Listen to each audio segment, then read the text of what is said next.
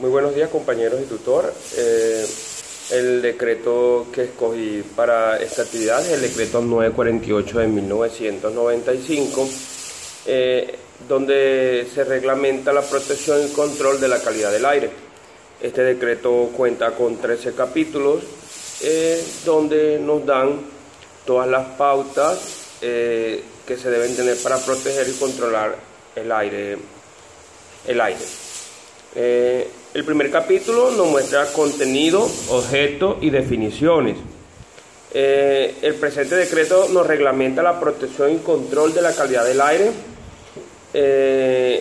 aplicable en todo el territorio nacional, donde se establecen normas y principios para la protección atmosférica. Los mecanismos de prevención y control y atención de episodios por contaminación del aire generadas por fuentes contaminantes fijas y móviles.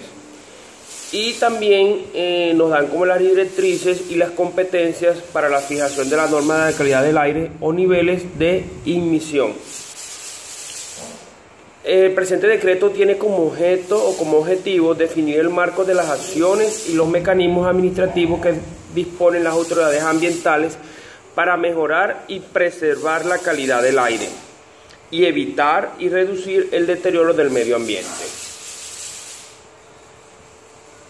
En este primer capítulo podemos encontrar definiciones acerca de qué es la atmósfera, qué es la capa gaseosa que rodea la Tierra, acerca de qué es el aire, qué es el fluido que forma la atmósfera de la Tierra, constituido por una mezcla gaseosa cuya composición es cuando menos de 20% de oxígeno, 77% de nitrógeno y proporciones variables de gases inertes y vapor de agua en relación volumétrica.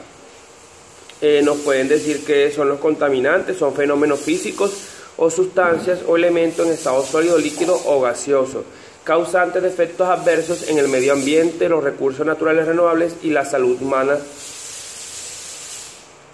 También nos pueden dar definición que es una emisión, es la descarga de una sustancia o elemento al aire en estado sólido, líquido o gaseoso, en alguna combinación de estos proveniente de una fuente fija o móvil.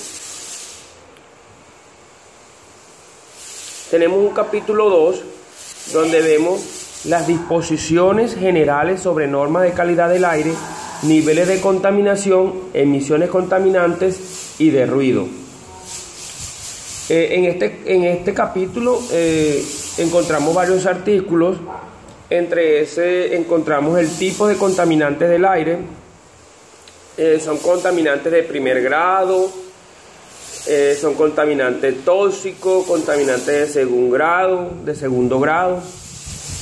Son contaminantes tóxicos de primer grado aquellos que emitidos, bien sea en forma rutinaria o de manera accidental, pueden causar cáncer, enfermedades agudas o defectos de nacimiento y mutación genética.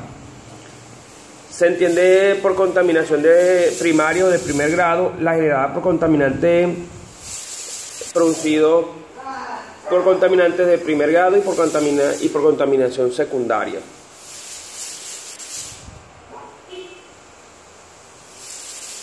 En este decreto también encontramos un capítulo de las emisiones contaminantes. En este capítulo encontramos la clasificación de fuentes contaminantes.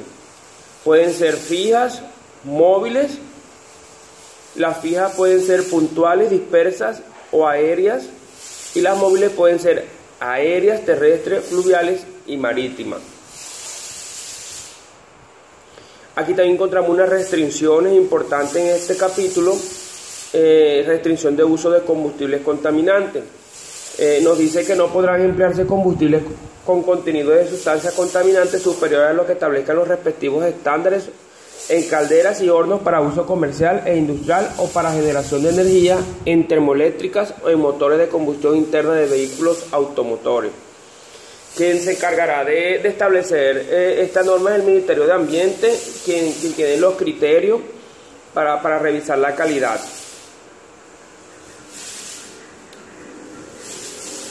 También en este capítulo encontramos un artículo donde establecen establecimientos generadores de olores ofensivos, donde nos dice que queda prohibido el funcionamiento de establecimientos generadores de olores ofensivos en zonas residenciales.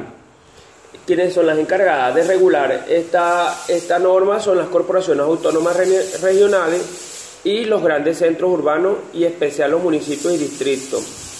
Son los que determinan las reglas y condiciones susceptibles a causar emisiones en la atmósfera.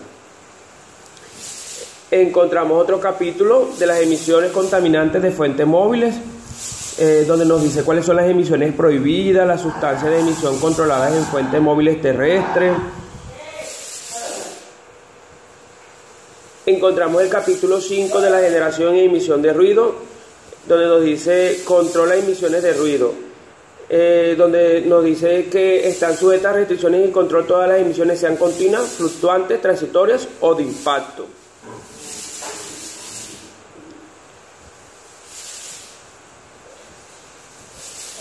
Encontramos un capítulo, función de las autoridades ambientales en relación con la calidad y el control de la contaminación del aire.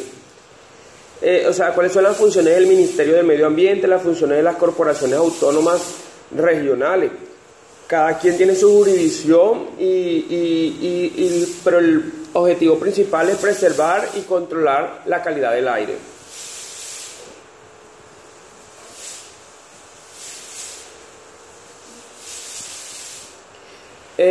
Encontramos el capítulo 7, donde nos comentan los permisos de emisión para fuentes fijas. El permiso de emisión atmosférico es el que conceden las autoridades ambientales competentes mediante acto administrativo para que una persona natural o jurídica, pública o privada, dentro de los límites permisibles establecidos en las normas ambientales respectivas, pueda realizar emisiones al aire. El permiso solo se otorgará al propietario de la obra, empresa, actividad, industria o establecimiento que origina las emisiones. Es muy importante este capítulo porque aquí nos pueden dar hasta donde tenemos permiso para poder emitir ciertos ruidos.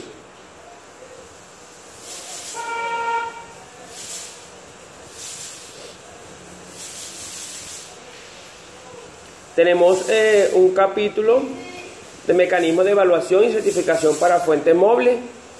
El Ministerio de Ambiente determina las fuentes móviles terrestres, aéreas, fluviales o marítimas a las que se aplicarán los respectivos estándares de emisión. En este capítulo pues encontramos cómo el Ministerio evalúa y certifica cuáles son las fuentes móviles que de verdad deben hacer su actividad y no están incumpliendo la ley. Tenemos un capítulo que es el capítulo 9, medidas para la atención de episodios de contaminación y plan de contingencia para emisiones atmosféricas. En este capítulo nos indican el nivel de prevención que debemos tener, el nivel de alerta y los niveles de emergencia que existen. El capítulo 10, vigilancia y control del cumplimiento de la norma para fuentes fijas. La vigilancia y control corresponde a las autoridades ambientales competentes ejercer la vigilancia, verificación y control del cumplimiento de la disposición del presente decreto y tomar, cuando sea el caso, las medidas de prevención y corrección que sean necesarias. Siempre son las autoridades ambientales las encargadas de la vigilancia y control del cumplimiento de las normas ambientales.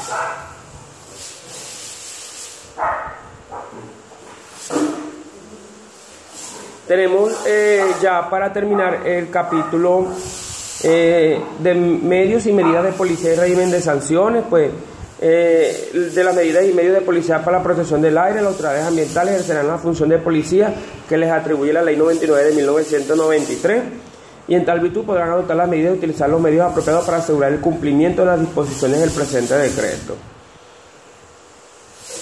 Y por último, tenemos la participación ciudadana en el control de la contaminación atmosférica. Es muy importante. En los trámites para el otorgamiento de permisos de emisiones atmosféricas, todo ciudadano podrá hacer uso de cualquiera de los instrumentos de participación ciudadana. Y tenemos las disposiciones finales. El Ministerio del Medio Ambiente fijará mediante resolución las nuevas normas y estándares de emisión de contaminantes a la atmósfera por fuentes fijas y móviles, y las demás que sean necesarias para darle cabal cumplimiento a los dispuestos por este decreto.